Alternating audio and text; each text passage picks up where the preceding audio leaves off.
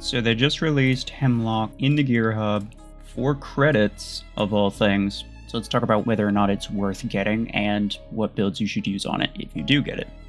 First off, Hemlock is a meta mech.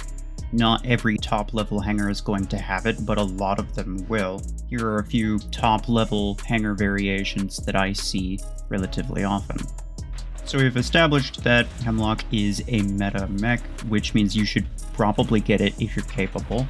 It is a tier 8 mech, meaning that it's going to be fairly difficult to get to, along with Nomad. But if you have the means and you don't have it already, then it's a very good choice, especially if you play 2v2. One of the best ways to use Hemlock is to lock down one single player on the enemy team, and you could do that very effectively because the cooldown and duration timers allow you to, even with a single implant, permanently lock down one enemy for the entire match, theoretically. You do need to be careful though, because there will be times when it kind of bites you in the butt.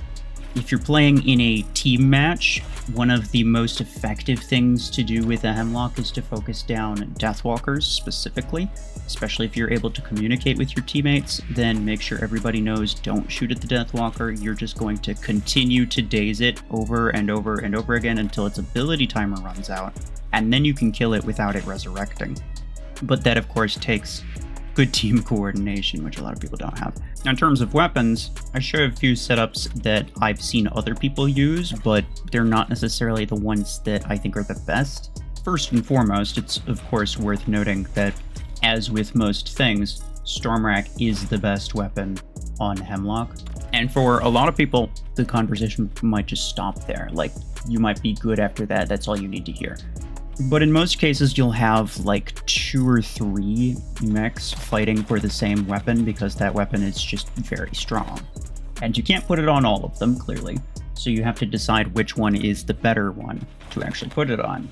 First off, I showed this hanger earlier, which takes the Stormracks off of Lacewing and puts them onto Hemlock. I think that's a terrible idea. I think Lacewing is far better than Hemlock is if it has Stormrack. So if equipping Stormrack on Hemlock would force you to take it off of your Lacewing, I would not do it. Taking your Stormrack off of Deathwalker in order to, once again, equip a Stormrack build onto Hemlock is also probably not the best idea. Both of those mechs have a higher general value, in my opinion, in that they typically perform better. But, of course, if you don't have either of those mechs, then maybe it doesn't matter. But this is basically just to show that just because Stormrack is the best weapon on Hemlock does not mean that it is the best choice for you to use. You might be using Stormrack on something else that does better with it. And obviously you're free and encouraged to experiment with different builds that you can. So long as it doesn't cost you any credits or A-coins, you should always experiment as much as possible, just to see what you like. But in general, the weapons that work well on Hemlock are really anything that does a lot of damage in a short period of time. And the reason this is the case is because Hemlock's ability will lock an enemy in place until they take damage. Once they take damage, they have a 2-second time window that they're EMP'd, and then they're free to move again. So your goal as a Hemlock user is to stack as much damage into that 2-second time window as possible, because obviously you have to damage them in order to kill them, but you also don't want them to be moving around. You don't want them to be free to move around. So you want to make sure that you deal as much damage during that 2-second EMP time as possible. And then the rest of the day's duration, you can utilize the rest of the days to take time to reload, to take time to get into position. You can really do a lot with that. But the key in terms of damage is that 2-second EMP time window. So for that reason, the top 5 free-to-play weapons that I would recommend for Hemlock are, first and foremost, Stormrack. This is the build that I would recommend. Stormrack reload and damage along with ability cooldown and Hemlock Daze Delay.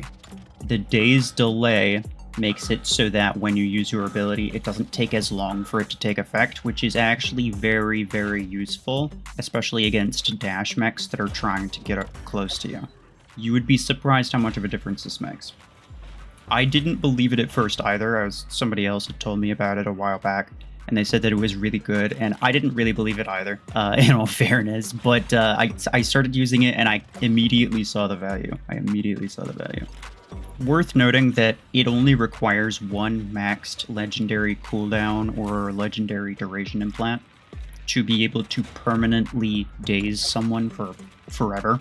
And you might say, well, that means that cooldown and duration are equally valuable. I would not say that that's the case. I would go with cooldown over duration always.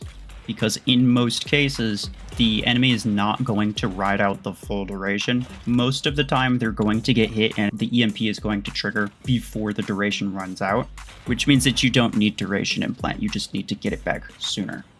Hemlock is a decent mech to stack a bunch of ability implants on, and if you really wanted to put duration on, out of everything, I would actually replace Stormrack damage, but in general, this build is the one that I would use. Of course, if your Hemlock's only like rank 5, you just got it, then you'd probably want to use a Stormrack 12 and 6, or even a 10 and 6 is basically the same. The second best weapon for Hemlock is, in my opinion, Pod Gun. Similar to Stormrack, I have cooldown and daze delay for my optimal implants on here, along with Pod Gun damage and reload. But this is used as a much more passive build, where you stay in the back. You're not going to necessarily get a lot of kills, but you can do it from safety. Since you can curve your ability around stuff, it's nice to also have a weapon that you can curve around stuff. And that way you can be a massive nuisance without even having to expose yourself. But of course, this does come at the cost of firepower. This is probably the most common build for me to see in competitive CPC matches or even 5v5, though I would not personally recommend using it in 2v2. Thankfully, if your Hemlock is not maxed, you should be able to get both the Pod Gun 10 and the Pod Gun 8 for credits, so that should be a very easy choice for you. And if you were going to swap any of these implants with a duration implant, for example, I would probably get rid of the Pod Gun reload. Pod Guns can be a bit riskier than other weapons, especially in terms of locking down one enemy, because the projectile delay, the damage delay, it can be a little bit difficult to determine when all of your pods are going to go off. So if you throw your ability even just a second too early, and it gets immediately triggered by one of your pods, it could be really detrimental. It could end up in you dying.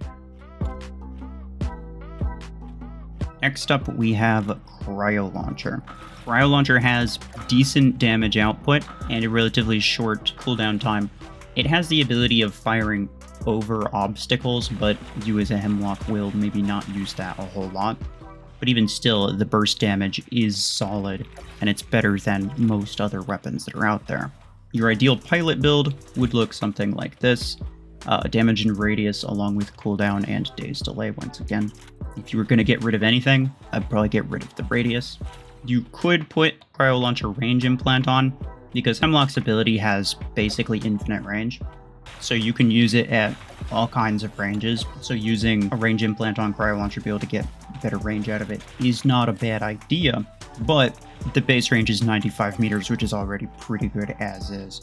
And it's nice to have damage and radius on there. So personally, I'd probably go with damage and radius. Next up is Nade Launcher. It works very similarly to Cryo Launcher, except it does a little more damage, but does kind of require the range implant. If you were to get rid of any of these implants, I would probably get rid of radius. And you can see my ideal pilot loadout is actually with all 3 Nade Launcher implants plus daze delay and not even dealing with cooldown whatsoever. Now both Nade Launcher and Cryo Launcher can be very good in some situations, very bad in other situations. I would not recommend using them aggressively, obviously. And in certain 2v2 or certain 5v5 maps, they might do very, very poorly because of the up and over mechanic. So neither of these builds are ones that I would ever even imagine seeing in a late game situation, so I wouldn't necessarily recommend using them if you can help it, but they are good weapons to fill the gap if you're using your Stormrack or your Pod Gun on something else. And lastly, we have Missile Rag. Unfortunately, another one that does kind of require all 3 weapon implants. The damage is very similar to Nade Launcher and Cryo Launcher, the benefit being that it fires straight, so you just generally have better controllability over it. I would say this is probably the better weapon of the 3 in terms of 2v2 specifically. For other modes, I'd probably go with the other ones. But this one is not bad. I mean, it is essentially just Stormwrack, but worse. So I don't think anyone's surprised that it works well. Once again, it's important to time your abilities, though. It's a really good idea to try to fire your ability to get them stuck right after you daze them. So a good tactic is to use your ability on one enemy, daze them, and then wait for a bit until you have your ability back, or you almost have your ability back. And then you fire at them, get them dazed, you deal some damage, and then you immediately daze them all over again. So they have a minimal time window to where they can damage you, but then you can just immediately daze them right after you trigger their EMP. You do not want to immediately trigger the EMP right after using your ability. You don't want to do that, especially in a 2v2 situation, because Hemlock can turn a 2v2 into a 2v1 and just have one guy sit on the sidelines, and that's what makes it so strong. A few non-free-to-play honorable mentions are Gemini and Tetra Rifle, and these are the builds that I would use on them. So yeah, those are all the builds that I would recommend using with Hemlock if you do get it. If you play a lot of 2v2, I would strongly suggest getting it, because it's one of the best mechs in that mode. If there's a different weapon that you think should have been on this list, let me know. Otherwise, that will be it for me. Appreciate y'all. Take care.